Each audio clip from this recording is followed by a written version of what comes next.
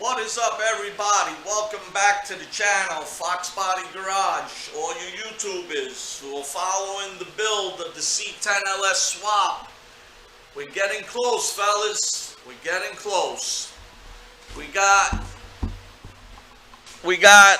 couple of things left to wire up only. We got the wiring. I showed you a quick brief of it in the last video. I'll give you guys an overview real quick of what's going on for today. Hopefully we can get it done. And we're getting close to turning the key on this bad boy. So without further ado, let's jump right into it. Foxbody Garage. Once again, guys, I see people, thousands of people watch the videos. Hit the button, smash the like button, subscribe, do something, I don't know, whatever. With that said, the people who do comment and subscribe, I appreciate yous. Without you, it would be no Foxbody Garage channel. I would have no motivation to do anything. So, with that said, let me jump right back into the video, guys. Okay, today's task is going to be, we're going to do, I don't know if we're going to do the transmission harness and stuff like that with the Dakota Digital, because we still got some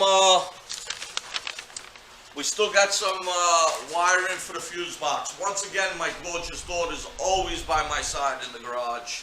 You got anything to say, darling? Subscribe. Oh, what a doll. Anyway, she always helps her father, thank God. The other guy, he likes to play baseball and watch cartoons. I don't know. It is what it is. But I'm just grateful for both of them. And my wife, who puts up with me for doing these builds that take 6, 8, 9 months, a year to do. My whole family sacrifices for my shenanigans. Anyway, back to the video. Okay, so here's the mass air flow sensor. Mounted it in the tube. It's supposed to, it has an arrow on it. I don't know if you guys can see, it has an arrow facing the throttle body. They say they want it about 6 to 10 inches away. It might be a little longer. I don't think it's going to affect anything. That's one. Also, when I was under there and we put the headers on last week, I noticed that the yoke of the transmission was going to hit the floor. So I had to notch out another, I don't know, 2 inches. But I think I did a fairly decent job. It shouldn't be too hard to close up. So that's that. Now what we're going to try to do is we're going to try to power up this ECU and start wiring the fuel pump, the electric fan. We got like I said, we're going to start plugging in and playing everything right now. We're just plugging it in for now and see what it does. The truck should gurgle, spit, throw up. It better do something. That's all I'm saying. And here's the OBD2 port, which comes with the Dakota Digital Dash. I looked through it briefly last week. I didn't film it, I'm sorry. But we got some CAN bus situations going on here. Let's see. A quick overview. I know we did an unboxing and you guys probably seen it. For some of you who haven't, this is what we got. A BIM input. It comes with the OBD2 port that plugs right in and should make the dash work, hopefully. And then also we got the transmission controller, also from Dakota Digital. And that's going to control, basically, it says the backup, ignition, dim, park, reverse, neutral, overdrive, drive, second, first. Even though the transmission's a 6-speed transmission, this only is going to show park, reverse, neutral, overdrive, drive, second, first. So it's going to show 1, 2, 3, 4. 4-speed. So I don't think it makes a difference according to Dakota Digital. And we got to wire in all the inputs one by one. So I think that and the transmission harness and the Dakota Digital is going to be a separate video, like I said the last time. For now, Here's the Dakota Digital part. And I guess there's no wiring to it. Like I said, it's all CAN bus. Right here looks like telephone jack wire. Boom, boom. It should be a plug and play deal. Let's see. The dash should light up blue like the truck. If yep, notice speedometer and fuel level must be calibrated. See manual for description. Okay, that's another, like I said, the tranny and the dash is going to be in a separate video, a few parts, I guess. So today what we're going to do is we're going to start running power to the fuel pump, power to the starter, which I did. We got the main power that goes right to the starter, right here. I put red tape around it because whoever built the truck before, they used 2 negative cables, and I had to trace to make sure which one was positive, which one was negative. So I put red tape at this end, and I put red tape down there at that end. So I know there's no cross-ups, because the last thing we want to do is burn up computers. So that's today's video, guys. Let me get working. Me and my daughter, we're probably going to step out. We're going to get some breakfast. We're going to go pick up the right wire to wire this truck. The owner did try to do the right thing and help out and, you know, whatever. But this is number 10 wire. This is good for the fuel pump. This is good for the, you know, fuel pump. But it ain't going to be big enough. We need at least a number 4 wire, according to the instructions, wherever they just went. Anybody see them? My daughter. Maybe you can read it to us real quickly. I think it says minimum of number 4 wire. So let me go through the instructions and read it thoroughly 1,000 times so we don't make no mistakes, and we'll get you back and I'll show you the update, how we wired it, what we wired, and stuff like that. There is a, let's see if this headlamp is working. Okay, it does. I'll show you the lugs that gotta go. I believe it's only 1 to the battery on here. Let's see. Right there. Where are you? It's kind of blinding, right, guys? You can't see it. Let me see. Let's see if we can take this off.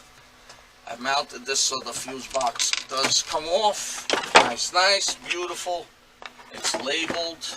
We've been through that. It's labeled. I don't know if you guys could see it. But we got the 2 lugs right there. Boom. Can you see them? You got your 2, these are 2 power, and there's another one here. I don't know if I'm supposed to just put the hot here and these stay hot automatically, or put one here and these stay hot automatically. Everything is relayed for the fan. You got the fan, the fuel pump, AC compressor, and all that nice stuff. So without further ado, guys, I appreciate you. That's today's update. Let me get some work done. We'll get back to you, and we'll see you in a few. Peace. Foxbody Garage. What is up, everybody? Welcome back. Foxbody Garage, back on the C10 build. Okay, we're getting very, very close now. Today, what we did was we wired up the fuel pump. We wired up the electric fans. Without further ado, let me just show you what I did. Okay, we'll start off with the power cables for the standalone ECU. Number 2 wire, nice and thick, no problem, beautiful. Then we ran 1 power wire for the fuel pump, and 1 power wire for the electric fan setup. As you can see, let me give you a quick view underneath. Show you what I'm talking about a little better. I don't know if you guys can pick it up. Right here, you got your power and ground.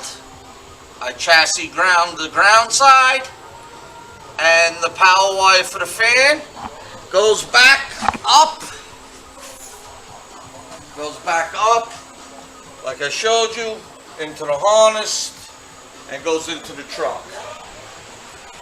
And I'll show you that. So I won't know if the electric fans are gonna work until, you know, the truck gets hot and we get it running. But that's what we got right here. You got the blue one here is for the fans, and the gray one is for the fuel pump. Okay, nice, tucked under, beautiful, looks okay. The bulkhead connector we didn't get to yet. We got to find out with the transmission mount, the transmission harness and stuff like that. Drive-by-wire cable is in. We got a switched ignition wire, 12 volt, right here. Without this, nothing will go off. We won't get the light over here. I think it's time for this AC vent to go away, and then we'll worry about it. Yes, sir. Gotcha. I heard you, thank you. Now, with that said, my alarm on my car was going off. I sat on it, my big fat butt. But that's that. Now, let's see what we did here. I don't know if you can see it. The fuel pump. Right there. Power wire. Very simple setup. The fuse box is already relayed, so which is good. We have chassis ground right here, and we got the power side going all the way back to the fuse box where I showed you the 2 wires. So that's what we did so far. Now we're gonna have to work on the transmission harness.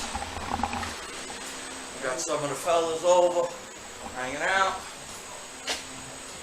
We got the transmission harness now, if I could find it. There it is, right here. So this will be the next task. Can't do nothing until I get transmission fluid. But we do have,